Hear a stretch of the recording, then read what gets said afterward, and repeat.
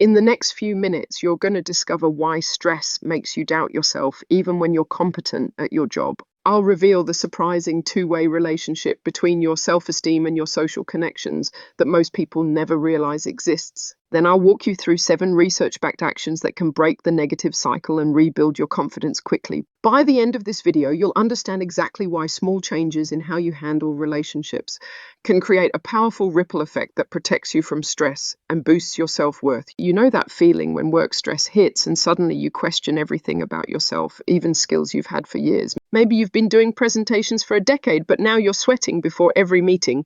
Or you used to handle difficult clients with ease, but suddenly you're second-guessing every conversation. I want you to understand that this isn't a weakness or lack of ability on your part. Most people think stress just makes us tired or anxious, but there's something much deeper happening in our brains. When you're under pressure, your mind doesn't just process the immediate stressor. It starts questioning your fundamental worth as a person. This goes way beyond feeling overwhelmed about a deadline or worried about a project outcome. Scientists discovered that stress doesn't just affect your mood, it rewires how you see yourself and how others see you. Your brain has what researchers call a sociometer, and I want you to think of it as a built-in meter that constantly tracks how accepted you are by the people around you. This meter runs in the background of your mind all day long, measuring signals from your social environment. When you're functioning normally, this sociometer works pretty well. It picks up genuine cues about how others view you and adjusts your self-perception accordingly. But here's where things get tricky. When stress floods your system, this meter gets confused and starts sending false signals about your worth. It begins interpreting neutral interactions as rejection. A colleague's distracted response to your email suddenly feels like disapproval. Your boss's busy schedule feels like avoidance. This explains why competent professionals suddenly feel like imposters when under pressure. You might have years of successful experience, but your stressed brain starts questioning whether you deserve your position. The sociometer is essentially malfunctioning, telling you that others see you as inadequate when that's not actually happening. Your technical skills haven't disappeared, but your ability to accurately read social cues has been compromised. What makes this even more intense is that your brain treats social rejection like physical pain. When you perceive that others are pulling away or questioning your abilities, the same neural pathways activate as when you experience actual physical injury. This means that work stress doesn't just feel emotionally challenging. Your brain processes it as a genuine threat to your survival. Let me give you a concrete example of how this plays out. Sarah is a marketing manager who's handled campaign launches for 5 years. When her company goes through budget cuts and she's asked to do more with fewer resources, the stress triggers her sociometer. She starts interpreting her team's questions about timeline changes as a sign of doubt in her leadership. When stakeholders ask for updates, she hears criticism instead of standard check-ins. Within weeks, she's avoiding team meetings and second-guessing decisions she would have made confidently before. The research shows us that this process creates a dangerous cycle. As Sarah withdraws from social interactions to protect herself from perceived rejection, she actually reduces the positive feedback that would usually maintain her self-esteem. The less she engages with her team, the fewer opportunities she has to receive validation and support. Meanwhile, her team might interpret her withdrawal as disengagement, which could actually lead to the criticism she was trying to avoid. But here's what most people miss about this connection. Your self-esteem and relationships are locked in a two-way dance that either amplifies or reduces stress. When your confidence drops, you pull back from people, which makes you feel more isolated, which drops your confidence further. But the reverse is also true. When you maintain connections during stressful times, those relationships can actually buffer against the stress and protect your self-worth. This dance explains why some people bounce back fast while others spiral down. The people who recover quickly understand that their relationships and self-esteem work together. They don't see social connection as something extra to do when they have time. They recognize it as essential protection against stress, eating away at their confidence. Here's the reveal that changes everything. Your relationships literally shape how you see yourself, and how you see yourself shapes your relationships. I want you to really understand this because most people think these two things work separately. They believe self-esteem comes from internal work and relationships are just something nice to have on the side. But that's not how your brain actually operates. The Harrison-North meta-analysis of 53 studies found something most people never realize exists. They discovered that your self-esteem and your social relationships feed into each other in a continuous loop. When your confidence goes up, your relationships get better. When your relationships improve, your confidence grows stronger. This happens automatically without you even thinking about it. But here's where it gets problematic. When you're stressed and avoid people, you're actually making your self-esteem worse, which makes you avoid people more. Let me break this down for you. When work pressure builds up, your first instinct might be to skip lunch with colleagues or decline social invitations. You tell yourself you need to focus on getting things done.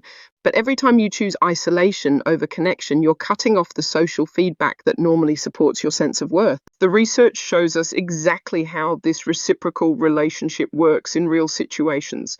When you feel good about yourself, you're more likely to reach out to friends, speak up in meetings, and engage positively with coworkers. These behaviors lead to better responses from others, which then reinforces your positive self-view. The cycle keeps building on itself. But when stress damages your self-esteem, you start pulling back from social interactions. You might stop contributing ideas in team meetings or avoid casual conversations with colleagues. What can you do when you notice this pattern starting? Small changes in one area create ripple effects in the other. If you force yourself to have just one positive social interaction when you're feeling low, it can start shifting how you see yourself. Or if you do something small to boost your confidence, like completing a task you've been putting off, you'll naturally engage better with people around you. Now, I want you to understand why the effect size might seem small, but compounds over time.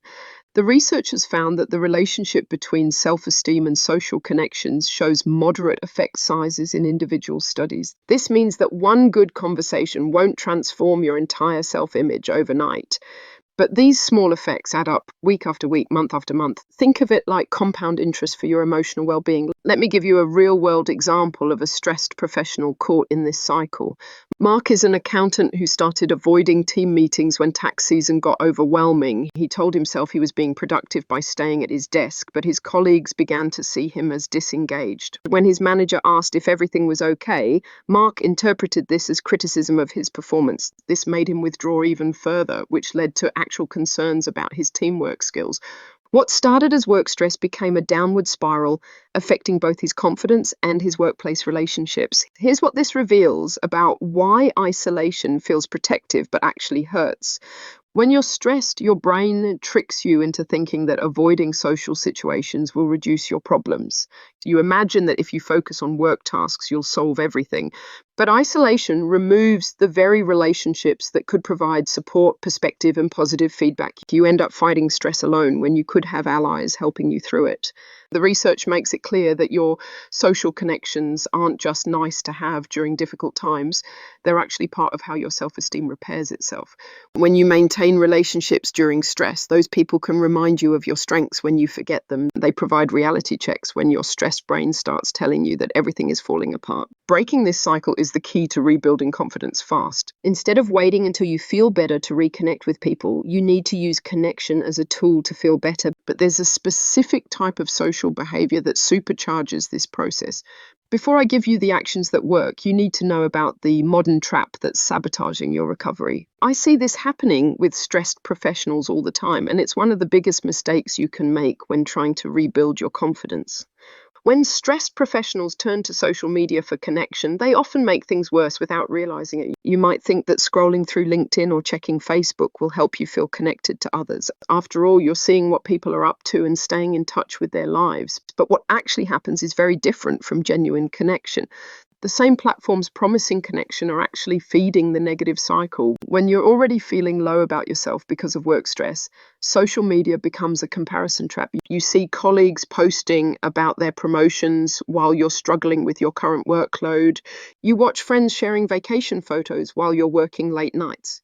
Your stressed brain interprets these posts as evidence that everyone else is doing better than you. Let me explain how social comparison on social media lowers self-esteem during stress. When you're functioning normally, you can look at other people's highlight reels and understand that they're not showing the full picture. But when stress has already damaged your confidence, your ability to maintain that perspective breaks down. You start believing that everyone else has it figured out while you're falling behind. Research with Albanian adolescents found that social media use actually predicted lower self-esteem over time, especially when people were already dealing with stress factors. Now, you might think this only applies to teenagers, but the same patterns show up in adults. When you're going through difficult periods at work, spending time on social platforms exposes you to constant comparisons that your stressed mind can't handle well.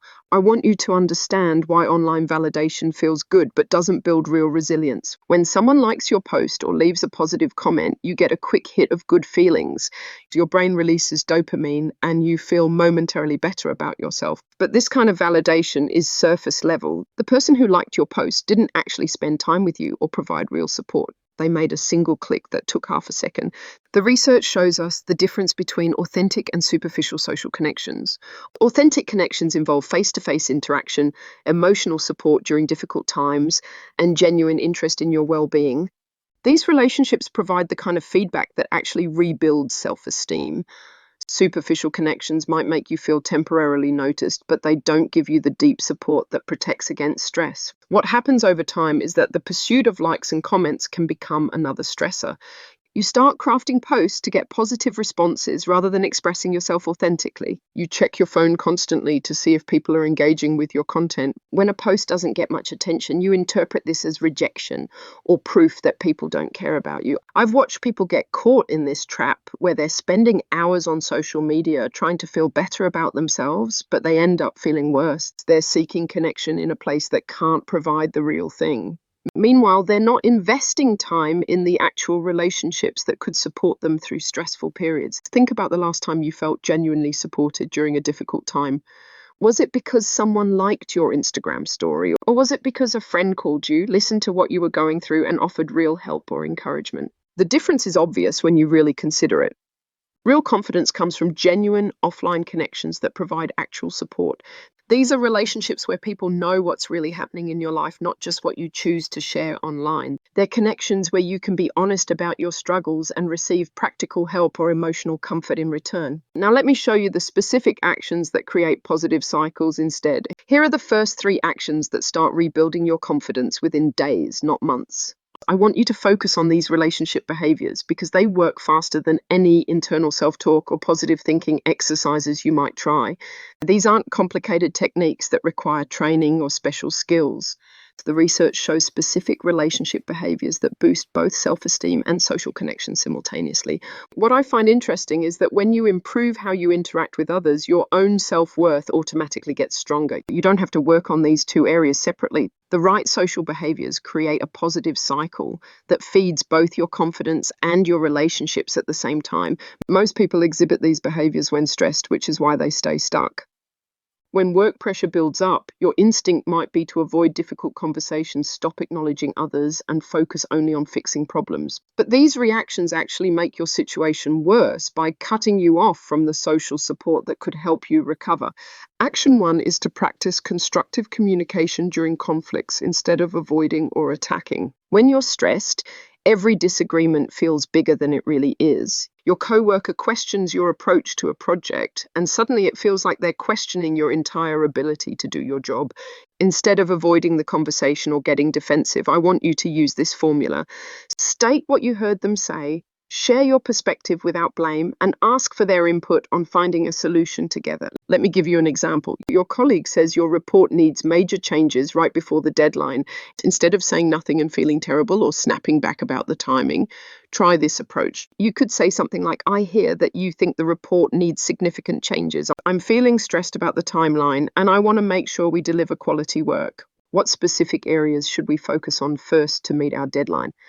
This keeps the conversation productive while protecting your self-esteem. Action 2 is to express genuine appreciation to colleagues and friends, even for small gestures. When you're struggling with confidence, you tend to focus on what's going wrong and overlook what others are doing right. But acknowledging good work or helpful actions from people around you creates positive interactions that boost both their mood and yours. This doesn't mean fake compliments or over-the-top praise. I want you to look for specific things people do and mention them. Tell your teammate that their organizational skills helped the project run smoothly. Thank your friend for listening when you needed to talk. Send a quick message to a colleague who helped you solve a problem. These small acknowledgements create goodwill that comes back to support you when you need it. Action 3 is to engage in supportive listening without trying to fix or judge. When someone shares a problem with you, your stress brain might want to jump in with solutions or advice. But what people usually need is someone who will really hear what they're going through. This kind of listening builds stronger connections because the other person feels understood and valued. Here's how to do this well. Put away distractions and make eye contact. Ask questions that help them explain their situation better, like how did that make you feel? Or what's been the hardest part about this? Please resist the urge to offer solutions unless they specifically ask for advice immediately. Sometimes just saying that sounds really difficult is more helpful than any solution you could suggest. These behaviors work because they create genuine human connections during times when you most need support. When you communicate well during conflicts, people respect you more and want to work with you.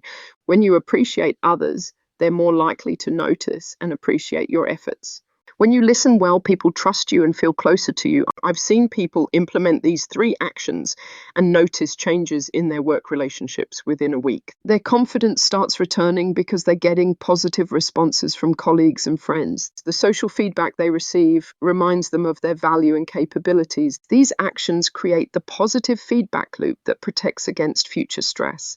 Instead of isolation making everything worse, your improved relationships become a buffer that helps you handle challenges better.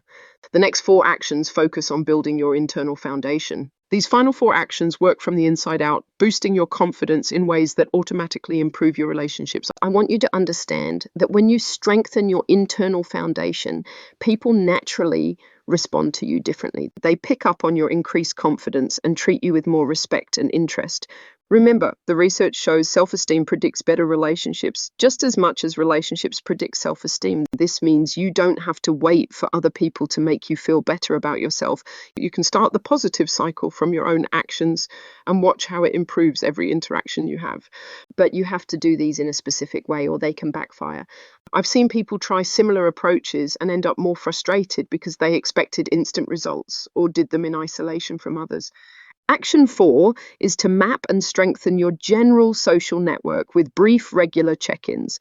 I want you to think beyond your closest friends and family. Make a list of colleagues, neighbors, old friends, and acquaintances who matter to you. These are people you enjoy talking to but might not connect with regularly. Set a goal to reach out to one person from this list each week with a simple text or quick call. The key here is keeping these check-ins light and genuine. Please don't make it about seeking support or sharing your problems. Instead, ask how they're doing, share something brief about your life, or mention something that reminded you of them. These small touches keep your social network active and give you a broader base of positive connections. Action 5 is to practice self-affirming behaviors that are not dependent on others' approval. This isn't about positive self-talk in the mirror. I want you to do things that prove your worth to yourself through your actions. Complete projects you've started, keep promises you make to yourself, or learn something new that interests you. When you follow through on commitments to yourself, you build internal evidence that you're reliable and capable. This confidence shows up in how you carry yourself and interact with others. People notice when someone has solid self-respect, and they naturally treat that person better. Action 6 is to set small, achievable goals that rebuild your sense of competence. Stress often makes you feel like you can't handle anything properly. Counter this by choosing goals you know you can reach within a week or 2. Maybe it's organizing your workspace, finishing a book, or learning a new skill related to your job. The important part is picking goals that stretch you slightly but aren't overwhelming. When you achieve these smaller targets, your brain remembers how to succeed. This builds momentum that carries over into bigger challenges and makes you more confident in social situations. Action 7 is to create a simple daily routine that includes at least one meaningful social interaction. This doesn't mean having deep conversations every day. It could be chatting with a coworker during coffee breaks, calling a family member on your commute, or having a real conversation with someone at the grocery store. The goal is to practice connecting with people when you're not in crisis mode. These regular interactions keep your social skills sharp and remind you that you're likable and interesting to be around. I want you to understand why these actions work better together than separately. When you strengthen your social network while also building internal confidence, the effects multiply. Your increased self-respect makes people want to spend more time with you. Your regular social interactions provide feedback that reinforces your growing confidence. The effects compound over weeks and months. Each successful social interaction makes the next one easier. Every goal you achieve builds evidence of your competence. Your expanding network provides more opportunities for positive experiences. What starts as small changes becomes a completely different way of moving through the world. Small, consistent gains in self-view create cascading improvements in all your relationships. You stop approaching people from a place of need and start connecting from genuine interest. Others respond to this shift by engaging more openly and positively with you. Understanding this research changes everything about how you handle stress. The most resilient people aren't those who avoid stress, but those who understand this two-way relationship and use it to their advantage. They know that their confidence and relationships work together to protect them during difficult times. When stress hits, they don't pull away from people or wait until they feel better to reconnect. Start with just one of these 7 actions today. Pick the one that feels most doable right now and commit to it for 1 week. Your future self will thank you for understanding that confidence isn't built in isolation, but through the connections you nurture along the way.